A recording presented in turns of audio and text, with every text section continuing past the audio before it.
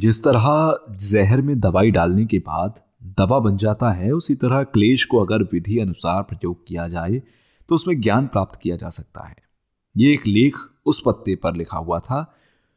वो जो व्याकरण या लिखावट है वो आर्यदेव की है, तो ये एक हमारे समय के प्रमाण है।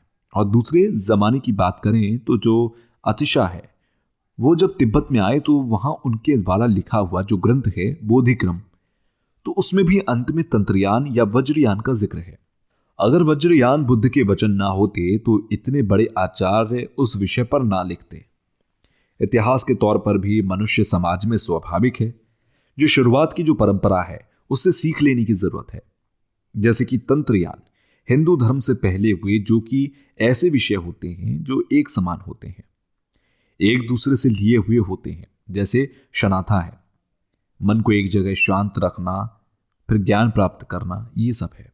या ब्रह्मचर्य का जो पालन करने के आदि जो हैं वो सनातन परंपरा में भी है। तो शुरुआत की चीजों को सीखना मनुष्य में स्वाभाविक है। इन सब के ऊपर सब कुछ कर्म और कारण पर ही निर्भर है। बिना कर्म और कारण के सब शून्य है। तो ये प्रतिसंपात का जो दर्शन है वो भगवान बुद्ध के वचन में विशेष रूप से उभर कर आया।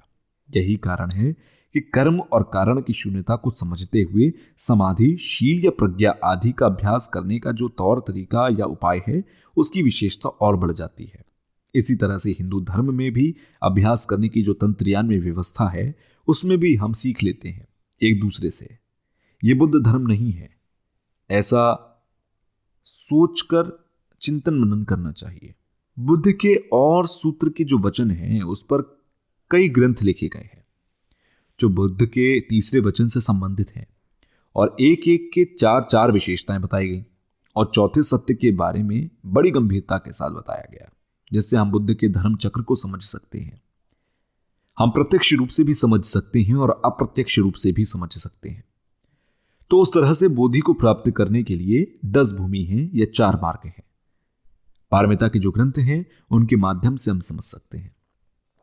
और सबसे विशेष किसी चीज में माना जाता है, और जब भावना रखते हैं तो भावना करने के विषय क्या हैं, जो कि चित्त को ही भावना करने के विषय रखते हुए चित्त पर भावना करना, मन पर भावना करना।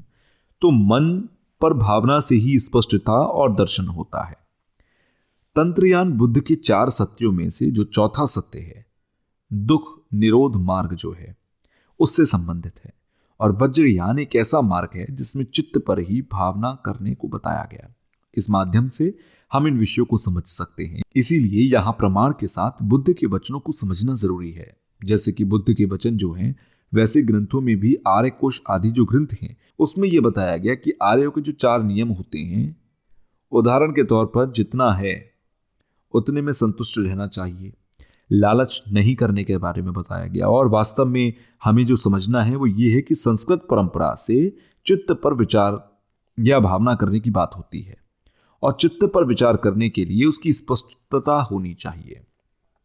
और इस तरह दीक्षा लेने का जो प्रभाव होता है, और फिर शील का पालन करना जिसमें स्वयं दुख से छुटकारा मिल सके।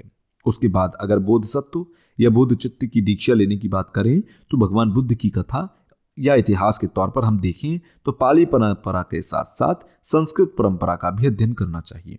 अगर हम किसी एक दिशा में ही रहेंगे तो इससे सोच विचार आगे नहीं बढ़ पाएगा। अगर हम ये सोचें कि भगवान बुद्ध को बुद्धत्व प्राप्त करने में कितना समय लगा, तो उन्हें 40 सालों का समय लगा, और 3 महाकल्पों तक और अभ्यास करते हुए, पुण्य करते हुए और पाप की द्वेषणा करते हुए जो आए हैं, तो ये सब सोचना असंभव सा लगता है। इसलिए महायान और तंत्रयान के दृष्टिकोण को समझें। दृष्टिकोण के माध्यम से भगवान बुद्ध एक अवतार के रूप में या निर्माण काय के रूप में ऐसे जन्म लेने की मियाद क्या है, और इनके माध्यम से लीन हो जाना, ये त्रिकाय जो है, एक तरह से स्वभाव से शुद्धि प्राप्त करना, यह स्वभाव से ही मोक्ष की प्राप्ति करना, ये केवल महायान की दृष्टि से नहीं है, क्योंकि उसकी दृष्टि में हम व्याख्या तो कर सकते हैं, लेकिन जहां तक ज्ञान में लीन होने की बात है तो फिर तंत्रयान ज्यादा लाभदायक है। इसलिए त्रिकाय के साथ साथ 4 काय भी बताए गए। सूत्रयान के माध्यम से जो 3 या 4 काय बताए गए हैं, तो सूत्र पर ही ना रहकर वज्रयान का भी अभ्यास करें तो अपने अनुभव से बता सकते हैं। वास्तव में वज्रयान में मूल चित्त की बात होती है। आखिरी में जो पाप की द्वेषणा करना है वो किस पाप की करना है, वो जो चित्त पर बैठा हुआ पाप है उस पर क्या करना है। जो जन्मों जन्मों से संस्कार में बैठा हुआ है, तो जैसे ही शुद्धि प्राप्ति होगी तब जाकर उससे छुटकारा मिल सकता है। इसके लिए 4 कायों पर चिंतन मनन करने की आवश्यकता होती है और इसके लिए अपने अनुभव भी साथ जोड़ने की आवश्यकता है। बिना अनुभव साथ जोड़े केवल चिंतन मनन से यह संभव नहीं है। इस तरह से भगवान बुद्ध के प्रति जो आस्था है, जो वो प्रमाणिक आस्था होती है, अंधविश्वास नहीं। इसलिए ऐसी जो परंपरा है उन्हें मैं बहुत ही फक्र के साथ कहता हूं कि वो नालंदा की परंपरा है। जिस तरह भारत में नालंदा परंपरा है, उसी तरह तिब्बत की परंपरा की विशेषता है कि उसमें किसी अनुवाद या अनुवादक के माध्यम से नहीं, बल्कि भारतीय आचार्य शांति रक्षित जो हैं वो स्वयं तिब्बत के राजा के प्रार्थना करने पर तिब्बत में आए। उनसे हमें ज्ञात हुआ कि किसी अनुवाद के माध्यम से नहीं, तो उस समय वो करीब 70 वर्ष के थे। वो इतने बड़े आचार्य थे कि उनके माध्यमिक दर्शन या विनय दर्शन आदि पर लिखे हुए जो ग्रंथ हैं, तो ये हमें उनसे विरासत में मिले। तो ऐसा माना जाता है कि तिब्बती परंपरा नालंदा परंपरा से मिली है। तो यहाँ महामहिम नालंदा के 17 महापंडितों द्वारा लिखे हुए ग्रंथों की व्याख्या कर रहे हैं। जैसा कि इसमें लिखा गया कि लोक हित के करुणा से श्रेष्ठ ऐसा जो लिखा गया, तो सबसे पहले भगवान बुद्ध की वंदना करते हुए, उसके बाद आचार्य नागार्जुन की वंदना करते हुए, भगवान बुद्ध को यहाँ एक इतिहास के तौर पर ही नहीं बल्कि शिक्षा देने वाले हैं ऐसा मानना चाहिए, जिसका कोई उदाहरण नहीं है। शिक्षा देने वाले से अर्थ है कि जिस तरह से प्राणियों का कल्याण करते हैं, जैसे अपने काय से कल्याण करना, वाणी से कल्याण करना या मन से कल्याण करना, तो कल्याण करने के जो बुद्ध के जो वचन हैं वो सबसे ज़्यादा श्रेष्ठ है। बुद्ध के वचन का ही हम अनुसरण करते हैं, और अगर अनुसरण करें, किसी चीज़ को अपनाएं, तो वो बुद्ध के वचनों को ही अपनाना पड़ेगा। दूसरी ऐसी कोई चीज़ नहीं जिसे हम अपनाएं। इसीलिए तिब्बती भाषा में जो बुद्ध के वचनों की जो 130 कुछ पोथियां हैं, उनमें सबसे पहले नियमों की बात की गई, उसके बाद पारमिता के बारे में बताया गया और फिर तंत्र के बारे में बताया गया। तो तिब्बती भाषा में जो भगवान बुद्ध के बारे में बताया गया और चीन की भाषा में देखा जाए तो बुद्ध के वचनों की थोड़ी ज़्यादा संख्या है। उस पर हम शोध कर रहे हैं कि हमें करना चाहिए और हमें करना भी चाहिए। उसके बाद अगर हम शास्त्र की बात करते हैं तो 220 के आसपास तिब्बती भाषा में ग्रंथ हैं। इसमें भगवान बुद्ध के वचनों की व्याख्या करते हुए जो ग्रंथ हैं, उसमें आचार्य नागार्जुन के जो दर्शन हैं वो शून्यता के एक तरह से समझने के लिए उन्हीं से शुरुआत करते हैं। बुद्ध के वचनों की वो एक संस्थापक हैं ऐसा माना जाता है। जैसे आचार्य नागार्जुन के माध्यमिक दर्शन के जो 6 ग्रंथ हैं, इसके अलावा तंत्रयान या वज्रयान में भी इष्ट देव का आगमन कैसे करना या उद्धार कैसे करना, इसके बारे में भी उस समय मन से या चित्त से संबंधित जो ग्रंथ हैं, उन ग्रंथों को या फिर मूल प्रज्ञा कारिका को जुबानी याद करते हैं, उसके बाद ही उसका अध्ययन किया जाता है। तो ये हमारी परंपरा है।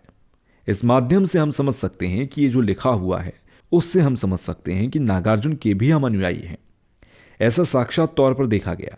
उसके बाद आचार्य आर्यदेव का जो 3रा श्लोक है, उसके माध्यमिक दर्शन की बात की जाए तो हमारे तिब्बती समाज में उस पर प्रवचन दिया जाता है और उस पर पाठ भी किया जाता है और इनकी परंपरा भी है। हम केवल श्रद्धा ना रखते हुए वो श्रद्धा ज्ञान रूपी भी माना जा सकता है। इस माध्यम से भी हम समझ सकते हैं कि हम आचार्य आर्यदेव के भी अनुयायी हैं। फिर आचार्य बुद्ध पालिता की बात करें तो उनके भी बहुत सारे ग्रंथ हैं, और नागार्जुन के जो माध्यमिक मूल कणिका के जो ग्रंथ हैं, उसकी व्याख्या जो उनके द्वारा की गई वो भी बुद्ध पालिता के नाम से है। उसका अध्ययन भी बड़ी गंभीरता के साथ किया जाता है, उसके भी अनुयायी माने जा सकते हैं। उसके बाद आचार्य भाव विवेक के प्रति जो 5वां श्लोक है, उसे पढ़ते हुए उसकी व्याख्या की जा रही है। आचार्य भाव विवेक के माध्यमिक दर्शन जैसे मन और विषय जो हैं, वो सभी वस्तुएं हैं, वो मोटे तौर पर मन और विषय पर रखी जाती हैं। ये मन विषय के अलावा शून्य है, इसकी कोई सच्चाई नहीं। ये केवल माया की तरह है, केवल दिखाई देता है। इस माध्यम से बताया जाता है कि मन का जो विज्ञान है, उस मन के विज्ञान से ही व्यक्ति इंसान को रखा जाता है, और इंसान या व्यक्ति किसे कहा जाएगा, ये मन के विज्ञान पर निर्भर करता है। जैसे कि किसी वस्तु से मेल नहीं खाता या खाता है, इन सब चीज़ों पर निर्भर करता है। सभी आचार्यों के अपने अपने दृष्टिकोण में अंतर रहा, इसलिए यहाँ हम कह सकते हैं कि आचार्य भाव विवेक के भी हम अनुयायी हैं। उसके बाद 6ठे श्लोक की बात करते हैं तो व्यक्ति या इंसान जो है वो अपने शरीर से नहीं, वो अपने स्वभाव से ऐसे हैं। ऐसा नहीं माना जाएगा एक दर्शन के तौर पर या वाद विवाद के तौर पर जो विचार हैं वो ऐसा माना जाता है कि इंसान के जो विचार हैं वो शरीर के अंदर ही हैं। उसे रोकने के लिए दृष्टिकोण दर्शाया गया है, वो केवल नाम मात्र से रखा गया है। वास्तव में जैसे हमें दिखाई देता है ऐसा नहीं है। माध्यमिक दर्शन का एक ग्रंथ है, उसमें भी हमारे समाज में पाठ के भी और व्याख्या के भी परंपरा उपलब्ध हैं। फिर इस तरह से हम कह सकते हैं कि हम भाव विवेक के भी अनुयायी हैं और चंद्रकीर्ति के भी अनुयायी हैं। जरूरत पड़ने पर चंद्रकीर्ति के जो दर्शन हैं वो ज़्यादा प्रभावी होने के कारण भाव विवेक के जो दृष्टिकोण हैं, जो बाद है, जो सिद्धांत के पक्ष में हैं विपक्ष में हैं, उसमें तब्दील के साथ अध्ययन करने की भी एक परंपरा है। इस तरह से हम आचार्यों के अनुयायी माने जा सकते हैं। इसके बाद 7वें श्लोक का हम जिक्र करते हैं। 7वें श्लोक की बात करेंगे तो यह श्लोक आचार्य शांति देव की प्रस्तुति है। तो उनके द्वारा जो रचनाएं हैं वो शिक्षा समूचे, बोधचित्त अवतार जिनका प्रवचन करना है, तो तिब्बती परंपरा में शिक्षा समूचे और बोधचित्त दोनों को पाठ करने की एक रीति है। तो इसके पाठ और व्याख्या दोनों की परंपरा जीवित है।